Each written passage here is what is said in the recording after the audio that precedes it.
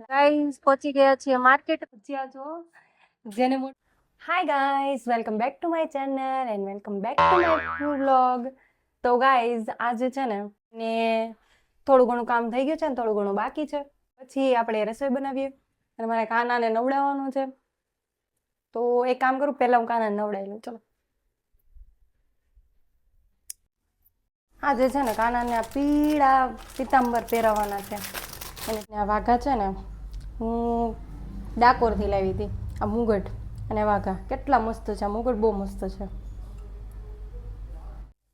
એટલે આજે મુગટ બદલાવી દઈએ, વાઘાએ બદલાવી દેવી.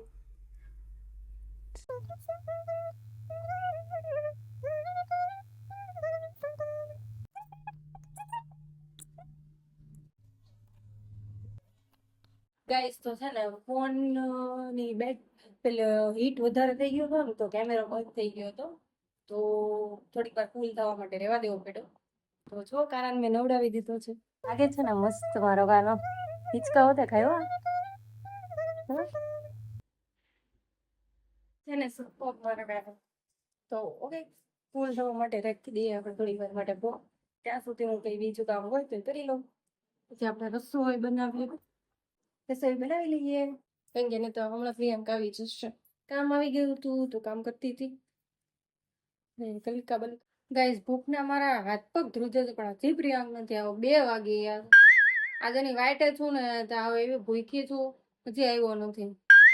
એવી ભૂખ લાગી છે. પ્રિયાંક આવી ગયો છે તો જમી લેવી. બહુ ભૂખ લાગી છે.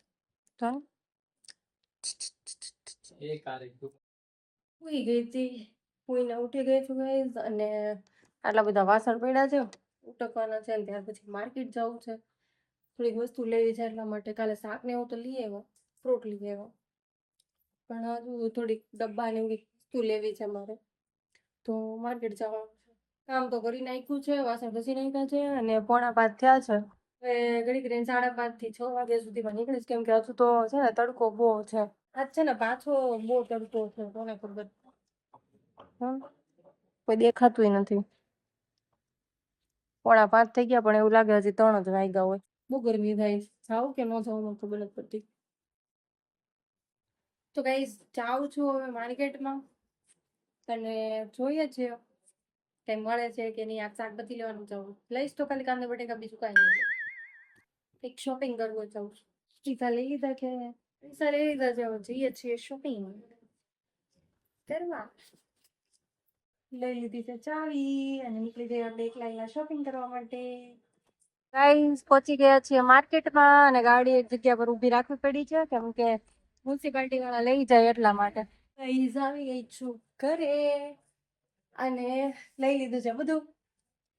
આજે 500 રૂપિયા ઉપર વપરાઈ ગયા. તો આ શોપિંગ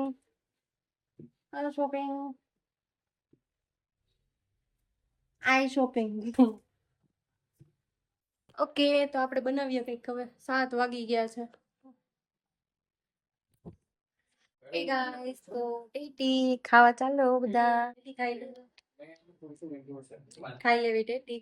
ગાઈસ તો પાણી ઉકળવા મૂકી દીધું છે આપણે અને હમણાં પછી છે ને ઉકળી જાય ને એટલે આ કેરી એની અંદર નાખી દેવાની છે અને એ નાખીને પછી 5 મિનિટ ઉકળવા દેવાનું. બહુ નહીં. ચોખાઈ ગઈ ચોખાટી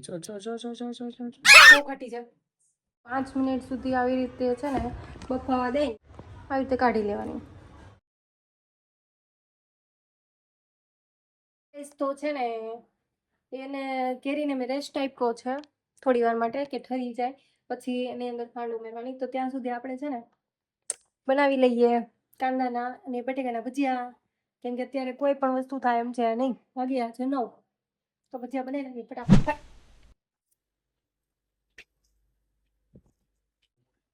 ચાલો બધા બટેકા પૂરી ખાવા છે. બટેકા પૂરી બનાવું છું મસ્ત એવી બટેકા પૂરી. યોર ફેવરેટ બટેકા પૂરી.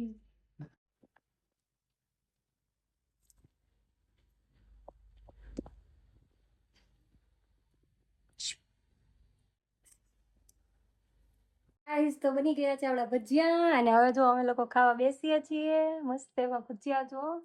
જેને મોઢે પાણી આવતું હોય ઘરે બનાવીને ખાઈ લેજો. અને હું અહીંયા આ બ્લોગ એન્ડ કરું છું અને અમે લોકો એન્જોય કરીએ ભજીયા અને મૂવી. તમે લોકો પણ એન્જોય કરો તમારી ઘરે બનાવીને. લાઈક કમેન્ટ શેર ચેનલ को सब्सक्राइब करना मत भूलना गाइस.